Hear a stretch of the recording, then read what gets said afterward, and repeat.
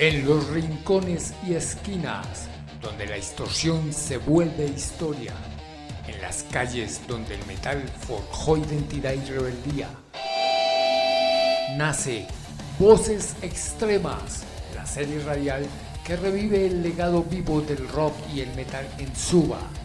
Aquí se escuchan los gritos que marcaron generaciones, las guitarras que construyeron territorio y las historias de quienes con pasión y lucha levantaron esta escena desde el barrio para el mundo.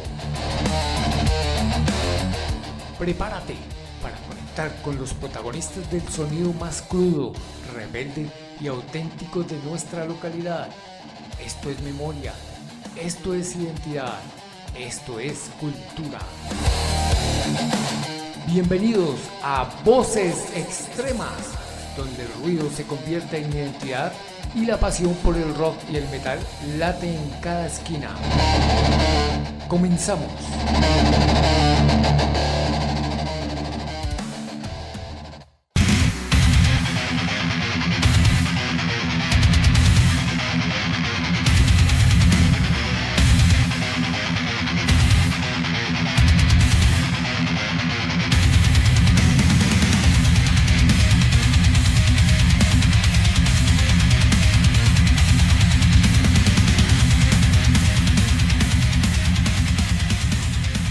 Bueno, seguimos en Voces Extremas y hoy tenemos la oportunidad de estar con una de las personas que integró una de esas bandas pioneras aquí en la localidad de Suba. Sí, estamos hablando de la banda Ator y pues estábamos en compañía de Leonardo García, quien era el bajista de esta agrupación, que fue una de las primeras bandas que se dio a conocer aquí en la localidad de Suba. Muy buenos días, Leonardo, y bueno, cuéntenos cómo llega usted aquí a Suba, cómo llega su familia aquí a Suba. Cuéntenos de los comienzos de Leonardo en esta localidad.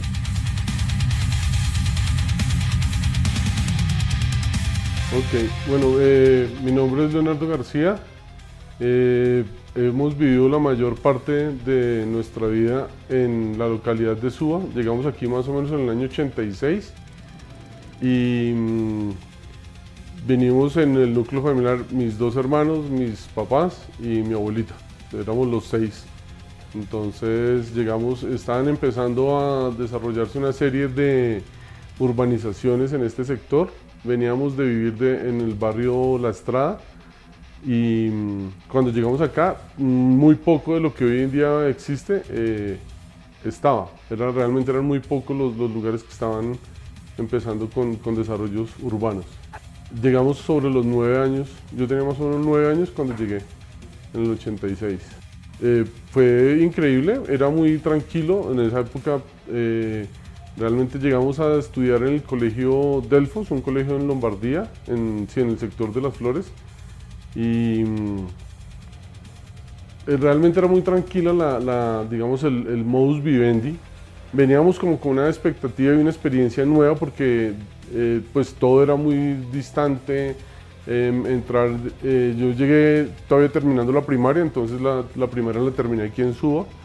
Mi hermano ya estaba en un colegio en Bonanza, entonces era el tema de coger transporte, las rutas, recorrer Quirigua. No existía la avenida Suba, no existía Boulevard Niza, entonces era más como el desarrollo por la zona de Quirigua a salir a la 80. Voces Extremas, leyendas que nacen del ruido.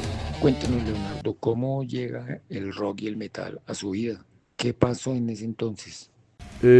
Recuerdo mucho como en sexto, séptimo grado con amigos tener de pronto a la mano un par de discos de Iron Maiden y cosas de Pink Floyd, y ahí fue como el primer acercamiento a toda esta génesis de música. Estando en el colegio, un amigo de repente empezó como a rodar en el salón de clase el logo de Pink Floyd. Entonces trabajándolo en los cuadernos, y luego aparece un acetato de Iron Maiden, y pues todo el impacto visual digamos, de la imagen de ellos, de Eddie, y ahí empezamos a escuchar, y como en séptimo grado más o menos comienza un poco ese acercamiento a lo que era el rock y el heavy.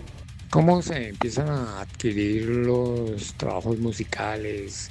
¿Cómo llega la música a sus manos?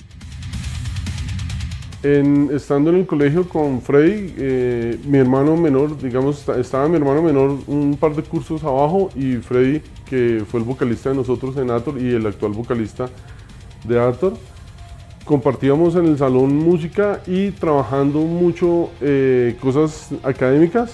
Entonces mientras estábamos trabajando íbamos escuchando música. Él tenía ya una colección un poco más extensa y empezábamos a ir al centro, a los almacenes, ir a Nutaves, a Rolling Disc, a buscar un poco ya la música específicamente de lo que se movía en el centro en la 19. Cuéntenos, Leonardo, ¿qué estaba pasando en aquella época que ustedes empezaron pues en este movimiento del rock y el metal? ¿Qué estaba pasando en Bogotá? ¿Qué estaba pasando en el país? ¿Cómo era la percepción de ustedes de la sociedad en esa época? Claro, en ese momento recuerdo que había un tema la violencia que vivía el país, el tema del narcotráfico, Pablo Escobar. Era una época en que estaban totalmente vigentes los carrobombas y empezaba uno a ver como las bandas con una postura contestataria hacia este tema social y hacia el tema de violencia, un poco lo que hacía La Pestilencia, lo que hacía Masacre. Empezaban a suceder este tipo de expresiones culturales y musicales en torno a una postura contestataria al diario vivir.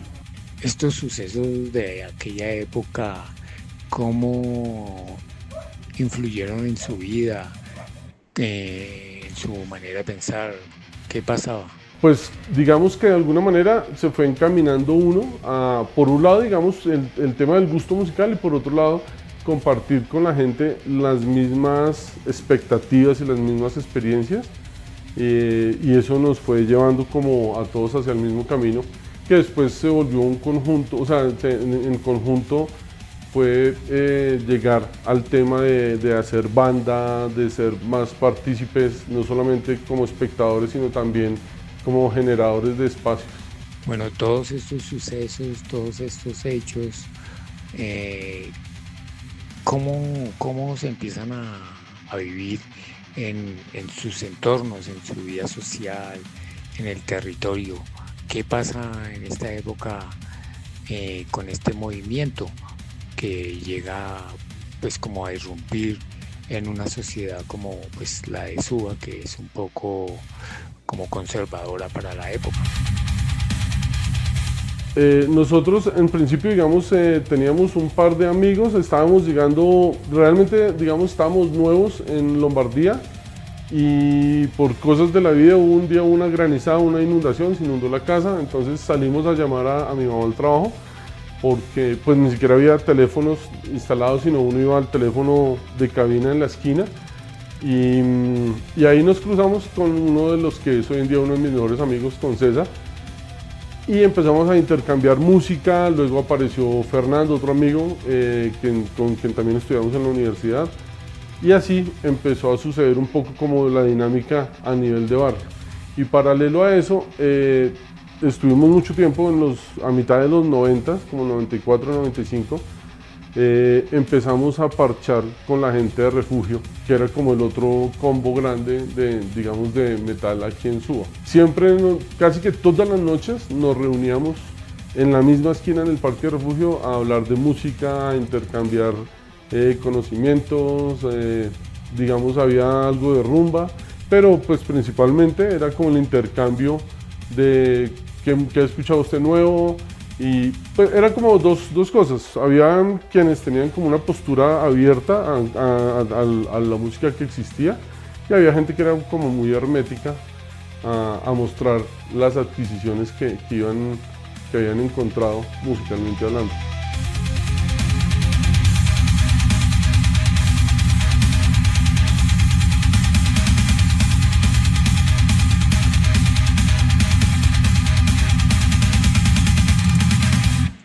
¿Qué pasaba alrededor de estas agrupaciones que se reunían, de estos parches? ¿Qué pensaban los vecinos? ¿Qué pensaba la gente acerca de esto que se estaba viviendo pues en el barrio? Sí, pues realmente, digamos, en el parche de refugio nunca fue visto como con buenos ojos. Eh, Sucedieron muchas cosas. Hubo un tema muy visible como en el 95 de limpieza social.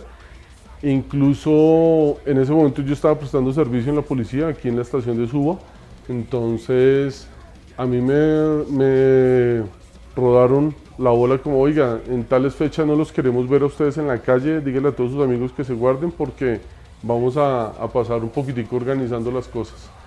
Pero para mucha gente era un impacto fuerte ver, a veces nos reuníamos 30 en cuestión de segundos, 40 personas, todos vestidos de negro, con la misma ideología, la misma música, fumando cigarrillo. Entonces ante los vecinos pues no había una mirada muy agradable de parte de ellos, siempre había como un estigma, al punto en que en algún momento crearon como una cosa que llegaba la policía y los que no vivieran en refugio, que no fueran de refugio, se los llevaban al CAI, los sacaban del barrio. Entonces, como para intentar un poco disipar el tema de las reuniones, pues porque era algo muy constante, casi que era de todos los días en la noche reunirnos ahí en refugio. Voces extremas, memoria de barrio, espíritu de metal.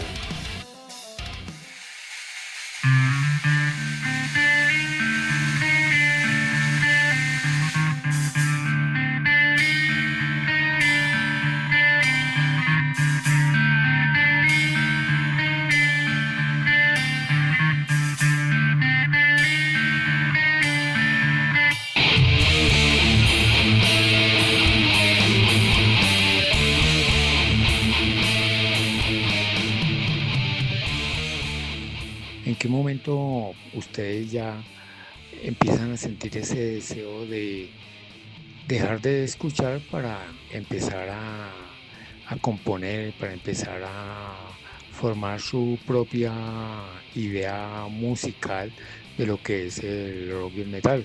¿Sí? ¿Cómo ocurre esa transición? Como en los últimos grados del colegio, con noveno, décimo, estábamos con Freddy y las clases de música las aprovechábamos para eso.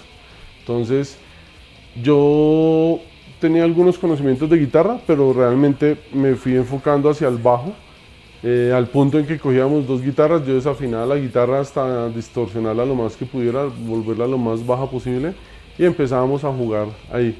Y poco a poco fuimos, pues como fuimos creando esos espacios, se fueron creando los temas, fueron apareciendo las letras, y íbamos encaminando todo el trabajo que hacíamos conjuntamente a lo que a futuro fue la banda. En un principio estábamos, inclusive ensayábamos en la casa de nosotros aquí en Suba y no teníamos instrumentos, mi hermano todavía estaba en el colegio, entonces la batería era con tarros, era literalmente canecas boca abajo, lo único que existía era un platillo. Yo tenía una guitarra acústica desde los 15, entonces le poníamos un parlante, lo pegábamos con cinta para poder transmitir la señal al equipo y así fuimos como construyendo ese tema hasta que ya se nos fue dando las cosas y fuimos adquiriendo los instrumentos.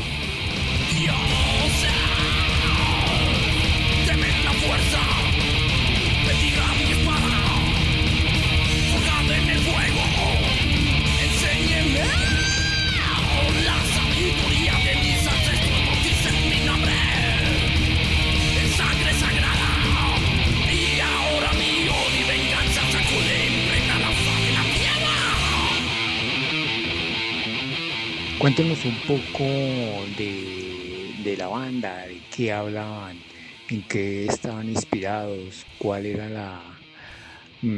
la esencia para sus líricas. Hathor en sus orígenes era netamente como hacia la guerra, hacia la batalla, la fuerza, el tema devastador, el impacto de lo que es el fighting como tal. que era como lo que nos centraba en la energía. Y pues que era como de la mano, tanto la letra como con esos sentidos vikingos y de batalla, y la rítmica y la velocidad en las guitarras, era como un thrash speed, entonces siempre éramos muy desembocados.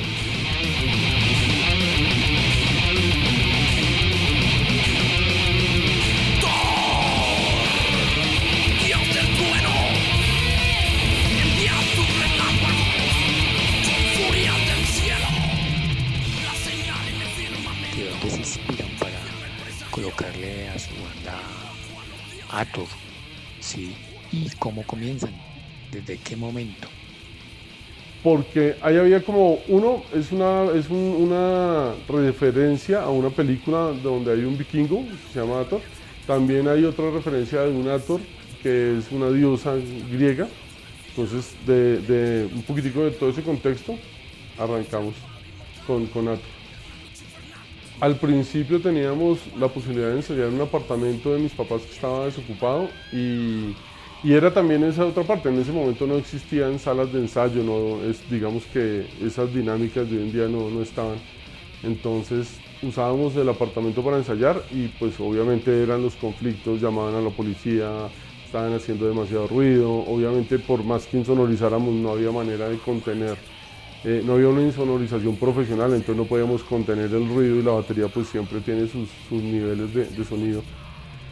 Entonces, pero nos dedicábamos mucho ahí en el apartamento a ir buscando la perfección en el tema de los sonidos. Y dentro de esos movimientos conocimos a Ricardo, que después fue nuestro segundo guitarrista en esa época de Hathor, y ya empezamos a ver las posibilidades de salir a tocar.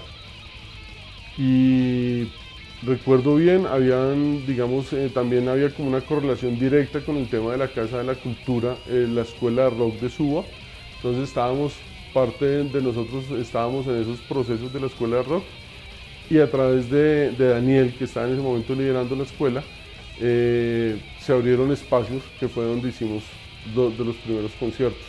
Era como la primera vez uno en escena, entonces muchas cosas fallan, el tumulto, la gente, el público, pero a la vez estaba la satisfacción de estar poniendo en escena el producto que teníamos entre las manos. Entonces pues fue increíble, hubo una muy buena respuesta.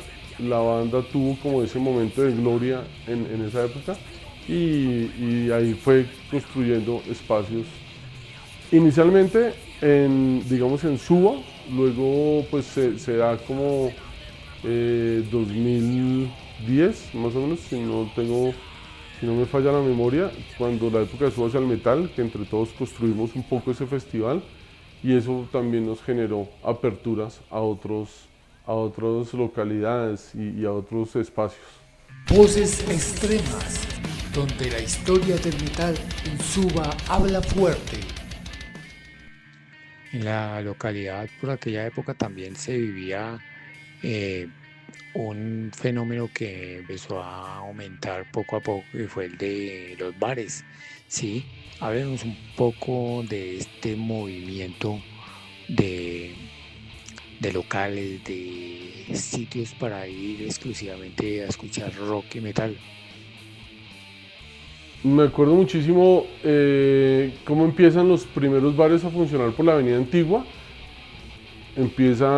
Aparece Brujasterio, el bar de Hans, y era como un punto de llegada después de haber estado de pronto uno en el centro o de pronto en algún otro lugar de la ciudad, llegar al anochecer ya a los bares.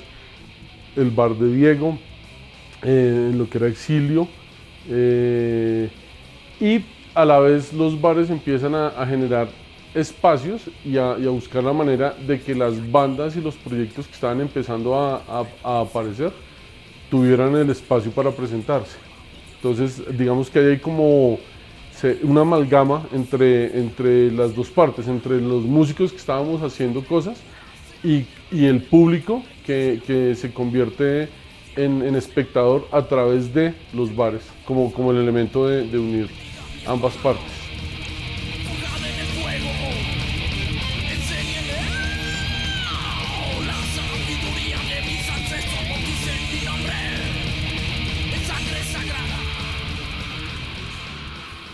En esa época empezaban ya a nacer, a surgir algunos festivales, algunos eventos masivos aquí en la localidad, pero hubo uno en el que ustedes estuvieron participando, hicieron parte de la organización. ¿Cómo inicia el festival Súbase al Metal? Festival que es bastante recordado en la localidad. Eh, la creación del festival como tal parte de como de las bandas más representativas que estábamos en ese momento en la localidad, y en un trabajo mancomunado con Diego Ramírez de la alcaldía. Entonces, siempre el distrito ha tenido como becas y este tipo de apoyos económicos a los proyectos, y en varias reuniones que empezamos como a tejer, se llegó a una postura de decir, bueno, vamos a hacer un festival, vamos a hacer el proyecto como tal. De hecho, o sea, no existía nada, y recuerdo muchísimo, nos reuníamos con Geurá, nos reuníamos con Sursum, nos reuníamos Ator, nos reuníamos todos ¿en qué? En la alcaldía por la noche, y empezábamos a redactar el documento como tal, para poder lograr presentar la propuesta oficialmente al distrito. Entonces, nos reuníamos todos en la noche, redactábamos el documento hasta que ya tuvimos muy elaborado el tema. Se presenta el proyecto y a la convocatoria. Pasan los días, nadie tenía claro nada, no sabíamos qué iba a suceder, y recuerdo una reunión en una cafetería en el perímetro de la plaza principal de Suba, donde Diego nos expone como, bueno, oiga, mire, tenemos el proyecto, pero no sabemos si nos lo vamos a ganar o no, cuál es el nivel de compromiso de las bandas, y hubo como un careo en esa primera ocasión de cuál es la postura de nosotros, de cada uno de los que estábamos como integrante de la banda representando, y pues finalmente el compromiso de todos era altísimo, de inhumación, todos teníamos muy claro lo que queríamos. Al final de esa reunión, Diego presentó y dijo, mire, nos ganamos la propuesta. O sea, la propuesta fue absolutamente contundente, teníamos claro qué queríamos, cómo queríamos los patrocinios, cómo iba a suceder, en la fecha, el montaje, a qué sonido estábamos aspirando. Entonces todo eso estaba, digamos, como tan concreto dentro de la propuesta que, resultado de eso, nos ganamos la propuesta. Y ahí comenzamos con una segunda fase, que era que entre todos estábamos buscando cómo presentarle el proyecto a distintos patrocinadores. Decíamos, bueno, vamos a presentárselo a Postobón, a Coca-Cola, vamos a ver qué empresas pueden dar dinero, aparte del dinero que ya teníamos como establecido de parte del distrito, para seguir sumando y poder crecer. Los permisos con la alcaldía misma, los permisos con la policía, para que al día del evento no fallara absolutamente nada. Y finalmente así sucedió. Cuéntenos un poco sobre qué estaba pasando fuera de Suba, qué estaba pasando a nivel de bandas, a nivel de ese movimiento brutal del metal. ¿Cree usted que Suba puede ser un referente bastante fuerte en cuanto a la escena rock y metal aquí en Bogotá? Paralelo al proceso de Ator y lo que estaba sucediendo, digamos, hacia el exterior de la localidad, muchas otras bandas empiezan a aparecer.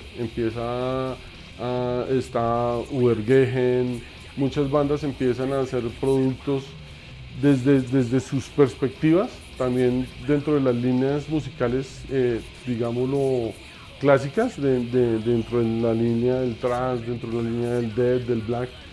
Empiezan a aparecer muchas bandas pequeñas que también van produciendo unos eventos a otras escalas, pero que a su vez empiezan a alimentar la gran masa de metal en la localidad. Realmente el metalero de Suba se identifica y uno sabe, uno va a los conciertos y dice, este es de Suba, eso sucede. Además que empieza a haber un tema que es de familiaridad. Hay muchos parches, hay muchos subgrupos, pero al final cuando uno está en un sitio público, todo el mundo se conoce con todo el mundo. Entonces uno dice, ellos viven en el centro, o son de Bosa, de Suba, digamos que eso sucede, y aquí en Suba era muy presente eso. La gente de Suba tenía siempre como que la escena del Rincón, digamos, llegar a San Cayetano en la 80, ya quienes son de Engativá, eso, digamos que esa identidad del metalero de Suba estaba muy presente siempre. Bueno, hay unos comentarios que se dicen dentro de la escena, ¿sí? De que Suba es totalmente apartada de Bogotá y la ven como si fuera una escena independiente a la escena de Bogotá, que está como en ese casco urbano del centro, Kennedy, Usme, Fontibón y bueno, y que Suba es una escena totalmente diferente.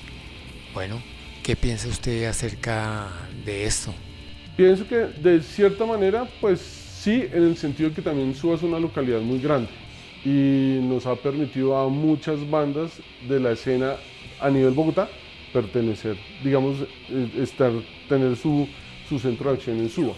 Pero de otra manera también cada una de las localidades ha tenido muchos proyectos y muchas bandas y han venido trabajando, sino que a veces uno lo siente como los proyectos que se están desarrollando en Engativá, lo que está sucediendo en Usmetal, lo que está sucediendo en otros lugares, en Kennedy, pero sí, digamos, podríamos decir que sí, que había un núcleo de producción de metal bastante grande en la localidad de Suba. ¿Qué personajes recuerda usted significativos dentro de la escena de la localidad de Suba? Significativo, siempre hemos estado como, hay un círculo muy, digamos, cerrado, por decirlo de alguna manera. Luis Cuellar, Daniel Urrego, César cuando tenía el bar, Manuel cuando tuvo Soul Dragon en la avenida Antigua, mucha gente de Refugio, son como cabezas que identifico así rápidamente. Obviamente hay muchísima gente y cada uno ha tenido como sus espacios y sus tiempos, pero hay gente con la que tal vez comenzamos en el 90 y pico, 92, 94, y hoy en día, 30 años después, seguimos teniendo digamos, una relación muy afable y una afinidad muy grande entre nosotros. Entonces es como cuando uno mira, uno conoce mucha gente hoy en día, pero uno mira hacia ese pasado 20, 30 años atrás, entonces dice, bueno, desde esa época, fulanitos. Cuéntenos, Leonardo, ¿cómo es esa relación metal y familia que hay en torno a la agrupación Nator? ¿Sí? Háblenos un poco sobre pues, esta relación. La relación de nosotros como familia con el metal es muy divertido porque nos llamaban, bueno, había como un cuento de los potecas, porque era, digamos, también por mi estatura y todo, entonces siempre decían como, no, este man es súper grande y los potecas, entonces Poteca y mi hermano. Pero pues era muy bueno porque además nos acompañábamos mucho, compartíamos espacios. Al principio, digamos, puede ser difícil para mis papás, sobre todo para mi mamá, digerir un poco el tema de las expectativas que tiene un papá respecto a sus hijos y pues uno mechudo, vestido de negro, otras tendencias, otras expectativas. Pero con el paso del tiempo entendieron eso y por ejemplo en el caso de mi papá es una persona que siempre nos apoyó en todos los proyectos que montáramos. Entonces teníamos un toque en Villa del Río. Mi papá nos trasteaba para aquí y para allá. Mi papá se conoce con muchos de mis amigos y siempre ha existido ese tema de qué necesitamos y el apoyo de ellos ha estado disponible y nosotros como hermanos pues siempre estamos apoyándonos el uno al otro en todo lo que necesitamos. Y pues además compartir los espacios que lo unen a uno en torno al metal como cultura musical. Leonardo, ¿y qué piensan sus padres acerca de todo este tipo de música, el ambiente en el que viven ustedes? le gusta, no la entiende, pero hay otros tipos de música dentro del metal que la sacan corriendo de una. Entonces, digamos que no sentía molestia, le gustaba y ya se estaba acostumbrando a las guitarras y al tupa tupa y dele la batería, mi hermano sentado horas enteras. Entonces, eso la fue familiarizando un poco con las bandas. Y están hoy en día pendientes, no, que en la noticia salió que viene la banda Iron Maiden. Entonces, aunque digamos no conocen mucho, pero digamos ya con el paso de los años se familiarizaron a lo que sucedía, a vernos llegar con amigos, que llegáramos con Luis, con Freddy, con gente de refugio a la casa, pues a parchar y a oír metal.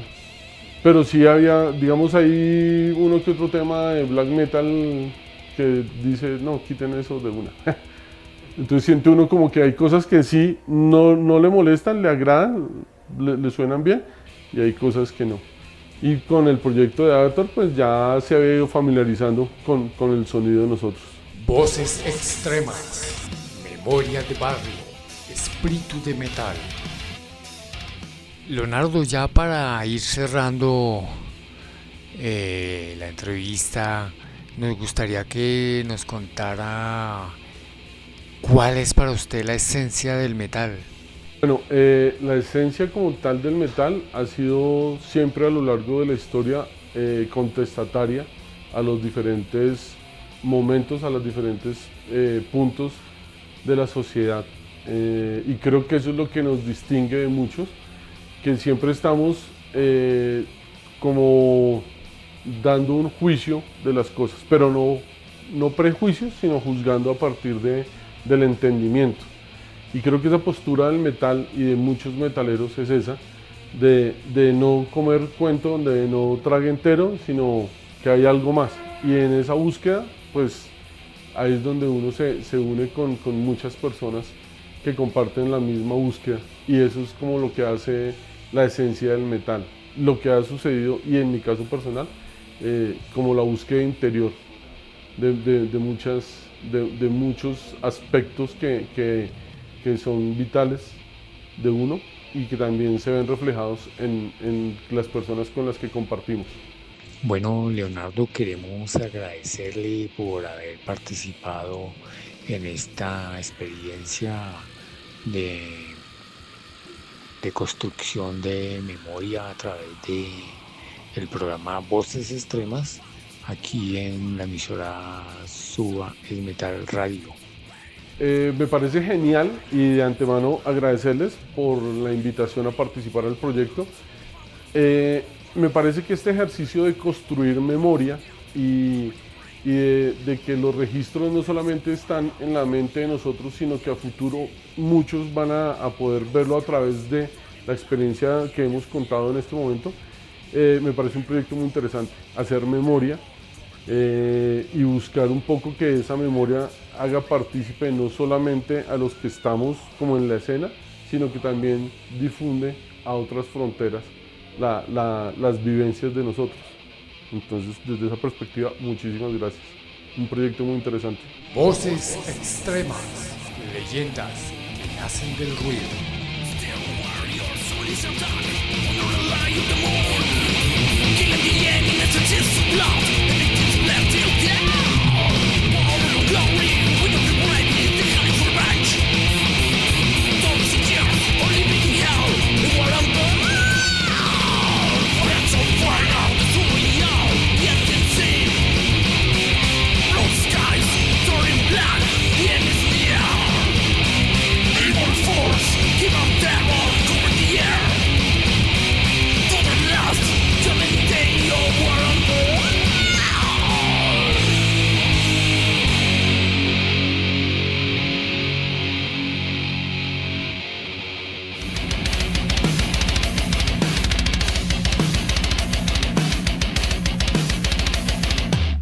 Desde las calles hasta los escenarios, desde las ideas hasta el ruido que transforma, escuchaste las historias, sentiste la intensidad y fuiste parte de la voz que nunca se apaga.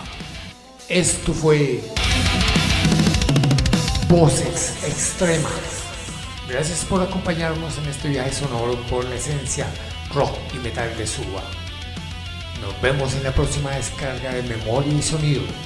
Suba es metal, Suba es cultura, Suba es voces extremas. Hasta la próxima.